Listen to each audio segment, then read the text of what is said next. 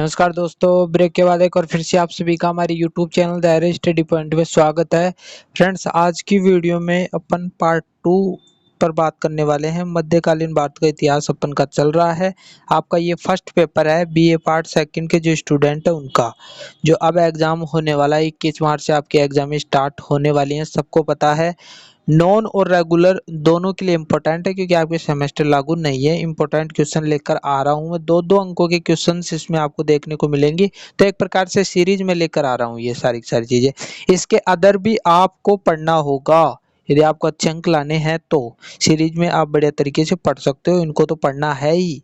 ठीक है, तो यहाँ पर पहला क्वेश्चन है, यानी 15 क्वेश्चन मैं पिछली वीडियो में कवर करा चुका था। आज अपन 16वें क्वेश्चन की ओर बढ़ेंगे। टोटल 10 क्वेश्चन इस वीडियो में देखेंगे, ज्यादा लंबी वीडियो नहीं बनाने वाला। ठीक है, चौथ से क्या तात्पर्य है? चौथ एक प्रकार का कर होता था, और मध्यकालीन भारत अपन पढ़ रहे हैं तो मध्यकालीन भारत का ही यह एक प्रमुख कर अपन है ना जो मान सकते हैं। तो मध्यकालीन भारत का एक प्रमुख कर था जो मराठों द्वारा अन्य शासकों से लेते थे। यह 1/4 लिया जाता था। ये कितना? 1/4, 1/4। ठीक है, इतना ये लिया जाता था। तो इस प्रकार आप लिख सकते हो, नोटबुक में आप लिख लेना। आगे बढ़ते हैं। 17वां क्वेश्चन, खालसा भूमि को परिभाषित कीजिए। ये खालसा भूमि क्या होती थी, इसको अपन को परिभाषित करना है। खालसा भूमि मुगलकालीन समय में वह भूमि होती थी जिस पर सुल्तान का सीधा नियंत्रण होता था, और उस भूमि से प्राप्त राजस्व से सुल्तान के शाही दरबार को शाही घरानों के रखरखाव के लिए खर्च किया जाता था। फ्रेंड्स, एक प्रकार की भूमि होती थी जो मुगल काल है, यानी मुगल काल आप पढ़ते हो जिसमें बाबर, हुमायूं, अकबर, जहांगीर, शाहजहां, ये सारी चीजें आप पढ़ते हो। तो ये सुल्तान के नियंत्रण में प्रत्यक्ष रूप से होती थी, और इस भूमि से जो भी राजस्व आता था, जो भी टैक्स आता था, उन पैसों से सुल्तान जहां पर रहता था, चाहे अकबर रहता हो, चाहे बाबर रहता हो, चाहे हुमायूं रहता हो, उस पर वो खर्च किया जाता था। वो जो जहां पर रहता था उसके राजघराने होते थे, वहां पर खर्च किया जाता था। वहां पर खाने पीने की चीजों पर खर्च किया जाता था, क्योंकि प्रत्यक्ष नियंत्रण सुल्तान का ही था इस पे। एक जागीर भूमि होती थी, जिस भूमि का कर है ना जो अन्य जनता के लिए खर्च किया जाता था। तो दोनों ही चीजें हैं। तो खालसा भूमि बढ़िया तरीके से समझ गए होंगे। बार बार क्वेश्चन आता रहता है। 18वां क्वेश्चन, खानवा का युद्ध कब और किसके मध्य लड़ा गया? तो खानवा का युद्ध सबको पता है। खानवा का युद्ध 16 मार्च 1527 को आगरा से 35 किलोमीटर दूर खानवा गांव में, यानी ये खानवा है ना जो गांव है आगरा के पास 35 किलोमीटर दूर, बाबर जो मुगल साम्राज्य की गद्दी पर बैठा ही था, और मेवाड़ के राणा सांगा के मध्य, मेवाड़ जो राजस्थान में पड़ता है आपको पता है, के मध्य लड़ा गया।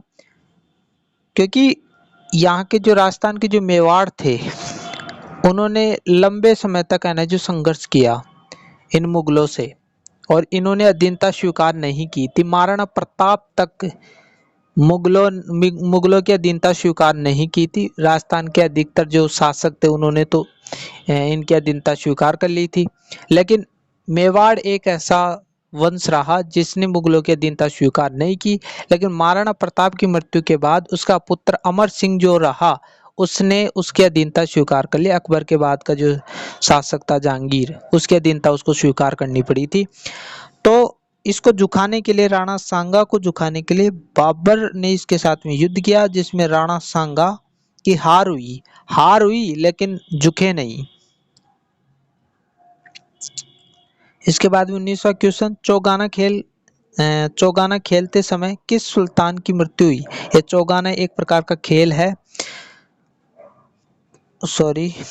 कुतुबुद्दीन ऐबक की 1210 ईस्वी में चौगाना खेल खेलते समय घोड़े से गिरने से मृत्यु हुई थी। तो चौगाना खेल खेलते समय किसकी मृत्यु हुई थी? कुतुबुद्दीन ऐबक, जो आप मोहम्मद गोरी का गुलाम था, कुतुबुद्दीन ऐबक, और इसने ही दिल्ली सल्तनत में गुलाम वंश की स्थापना भी की थी, संस्थापक था ये। तो बढ़िया तरीके से आपको समझ में आ गया होगा। आगे बढ़ता हूँ 20वां क्वेश्चन। अब देखो यहाँ पर आप देख पा रहे हो कि किताब से क्वेश्चन पूछा जाएगा। मैं जो किताब बताई, पिछली वीडियो में किताब बताई, उनको तो बढ़िया तरीके से करना ही है। बाकी जो किताब आपको मिले मध्यकालीन भारत में, उन किताबों को भी आपको याद करना है, उनके लेखकों को याद करना है, पक्का क्वेश्चन आएगा। खजाइन उल फुतुह किसके द्वारा लिखी गई थी? खुसरो के द्वारा लिखी गई थी। खुसरो ने खजाइन उल फुतुह पुस्तक लिखी।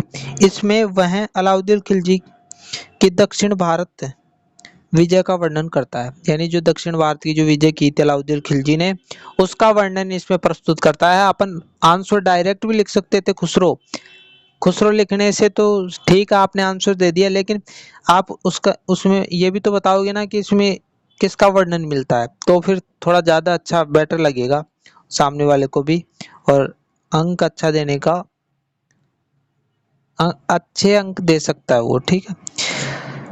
आरिजे ममालिक किस विभाग का मंत्री होता था? वे डायरेक्ट क्वेश्चन पूछ लिया, ठीक है। तो ये सैन्य विभाग का मंत्री होता था। मध्यकालीन भारत में जो विभाग होता था आरिज ए ममालिक, ये सैन्य विभाग के अंतर्गत आता था। आगे बढ़ते हैं। फतू आल ए फिरोजशाही, तो फ्रेंड्स इसको लेकर मेरे को डाउट है, बरनी भी हो सकता है इसका लेखक, या फिर मोहम्मद बिन तुगलक भी हो सकता है, तो इसको लेकर मेरे को डाउट है। तो आप इसका जो आंसर है ना वो खोज कर इसमें लिख लोगे, ठीक है। आगे बढ़ते हैं। अगला क्वेश्चन है, बाबर नामा के लेखक कौन था? बाबर जो नामा, फिर क्वेश्चन आ गया इस प्रकार का। आप प्रीवियस क्वेश्चन उठाकर देखोगे तो इस प्रकार के क्वेश्चन आपसे पूछे जाएंगे। बाबर नामा स्वयं बाबर ने लिखी, ये आत्मकथा थी फ्रेंड्स, और खुद बाबर ही लिख रहा है। मुगल साम्राज्य का संस्थापक जो बाबर था उसने लिखा था इसको। और भाषा कौन सी है? ये तुर्की भाषा थी, ठीक है, क्योंकि मुस्लिम जो रहे उनकी तुर्की भाषा से अपनी। इसके बाद में अगला क्वेश्चन, मोहम्मद बिन तुगलक ने अपनी राजधानी स्थानांतरित की थी। अब ये रीजन पूछ लिया इसने, बीच में से बनाकर दे दिया। रीजन पूछ रहा है कि मोहम्मद बिन तुगलक ने अपनी राजधानी को स्थानांतरित क्यों किया था, तो यहाँ पर अपन को पूरा ही लिखना पड़ेगा। मोहम्मद बिन तुगलक है ना, जो दिल्ली सल्तनत का एक प्रमुख शासक रहा, यानी पावरफुल शासक रहे। दो ही शासक रहे दिल्ली सल्तनत में, एक तो अलाउद्दीन खिलजी था और एक ये था। तो इसने राजधानी, मंगोलों के आक्रमण से, आपने मंगोलिया क्षेत्र सुना होगा, चीन के ऊपर ही पड़ता है, और वहां से ये लोग आ रहे थे। तो आक्रमण से अपनी प्रजा की रक्षा के लिए देवगिरी को अपनी नवीन राजधानी बनाया। इसने क्या किया फ्रेंड, दिल्ली पर तो शासन करता ही था, इसने दिल्ली की जनता को निकालकर देवगिरी, जो मेरे ख्याल से महाराष्ट्र में पड़ता है, तो वहां पर एक नवीन राजधानी बना दी। और वहां पर है ना जो प्रजा को वहां शिफ्ट कर दिया यहाँ पर देवगिरी में, और उसको पूरी छावनी में बदल दिया सैनिकों की। तो मंगोलों के जो यहाँ आक्रमण हुए तो उससे उनकी रक्षा कर पाया, तो ये नवीन राजधानी उन्होंने बनाई थी। अगला क्वेश्चन देखते हैं, आगरा शहर की स्थापना किसने की थी? आगरा शहर आप देखते हो उसकी स्थापना आखिरकार किसने की थी, ये जानना है अपन को। दिल्ली सल्तनत के मुस्लिम शासक सिकंदर लोदी, जो लोदी वंश था उसका शासक था ये प्रमुख, सिकंदर लोदी ने 1504 ईस्वी में आगरा की स्थापना की थी। तो किसने की थी? सिकंदर लोदी ने। कब की थी? 1504 ईस्वी में आगरा की स्थापना। तो फ्रेंड्स आज की वीडियो में इतना ही। आशा करता हूँ वीडियो अच्छा लगा होगा। वीडियो थोड़ा सा भी अच्छा लगा हो तो अपने दोस्तों में शेयर करना ना भूले, कमेंट करें। यदि कोई प्रॉब्लम आ रही है तो उसका आंसर मेरे को बताएं, या कोई किताबों में ढूंढे, या फिर सीरीज में आप कोई एक क्वेश्चन मिल ही जाएगा, पक्का मिलेगा आपको, ठीक है। तो आप मेरे को खोज कर बताना और मैं भी खोजता हूँ, उसके बाद में अगली वीडियो में मैं इस पर बात कर लूँगा। मेरे पास में इतना टाइम नहीं मिल पाता है, फिर भी मैं आपके लिए वीडियो लेकर आ रहा हूँ, ठीक है। तो थोड़ी थोड़ी धीरे धीरे भी अपन करेंगे तो अपन पहुँच जाएंगे मंजिल तक। मिलते हैं एक नई वीडियो के साथ। पढ़ते रहो आप, ठीक है। अपने स्तर भी पढ़ते रहो, या इस चैनल से जो भी आपको हेल्प मिल रही है वो भी लेते रहो। ऐसा नहीं है कि आप इसके थ्रू आप बैठ गए कि यहाँ पर वीडियो आएंगी, वीडियो आएंगी, लेकिन थोड़ा थोड़ा टाइम लग सकता है, ठीक है, मैं बिल्कुल मना नहीं कर रहा हूँ आपको। जितनी मेरे से हेल्प हो सकेगी, पिछली बार भी हेल्प की थी आपकी, इस बार भी मैं बढ़िया तरीके से हेल्प करने का प्रयास करूंगा। मिलते हैं एक नई वीडियो के साथ, तब तक के लिए थैंक यू।